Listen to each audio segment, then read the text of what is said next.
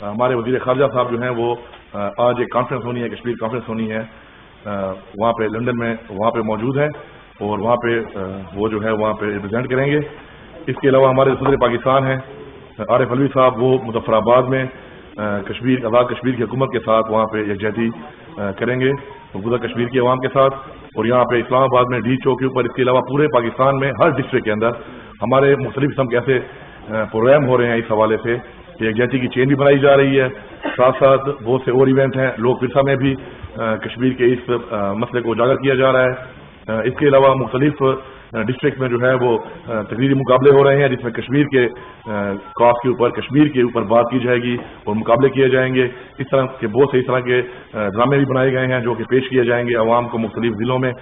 تاکہ لوگوں کو بتایا جا سکے کہ کشمیر میں اس وقت کیا ہو رہا ہے اور بھارت کس طرح کے مظالم اٹھا رہا ہے۔ یہاں پر میں یہ کہنا ضروری سمجھتا ہوں کہ بھارت جس طریقے سے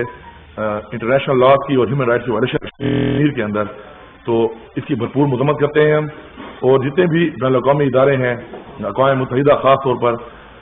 ان سے ہماری گزارش ہے کہ وہ عملی طور پر اقدامات کریں اور یہ جو مظالم وہاں پہ ہو رہے ہیں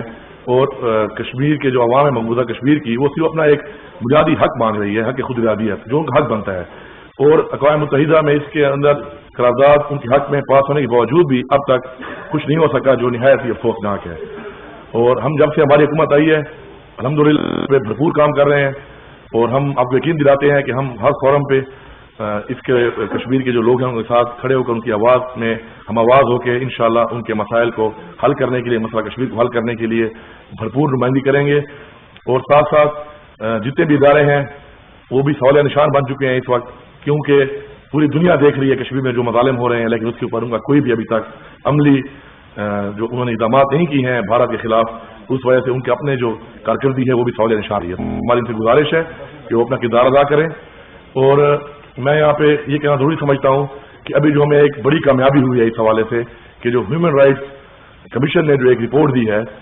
جس میں انہوں نے بتایا ہے کشمیر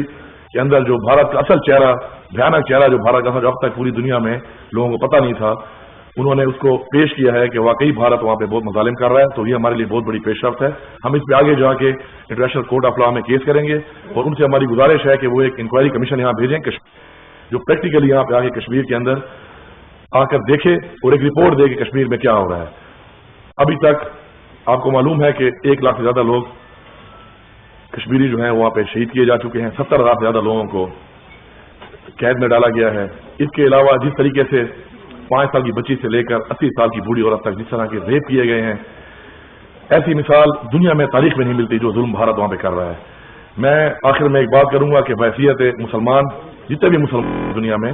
مسلمانوں کے ساتھ جو ظلم ہو رہا ہے اس حوالے سے، بحیثیت پاکستانی، کیونکہ جس طریقے سے مقبوضہ کشمیر کے لوگ اپنی ریاستی تحریک پاکستان کا جھنڈا اٹھا کے جس طریقے سے وہ جنگ لڑ رہے ہیں اس حوالے سے، اور اسے بڑھ کر انسانیت کے حوالے سے دنیا میں جتنے بھی انسان ہیں اس حوالے سے میری گزارش ہے کہ جو انسانیت میں ظلم ہو رہا ہے ہمارا یہ فرض بنتا ہے کہ ہم اپنا کردار ادا کریں اور مسئلہ کشمیر کو حل کریں اور کشمیر کے لوگوں کو ان کا بنیادی حق دلائیں۔ ڈاکٹر صاحب یہ بتائیں کہ بنیادی طور پر آپ سے یہ بتا دیں کہ ہم نئے پاکستان میں داخل ہوتے ہیں،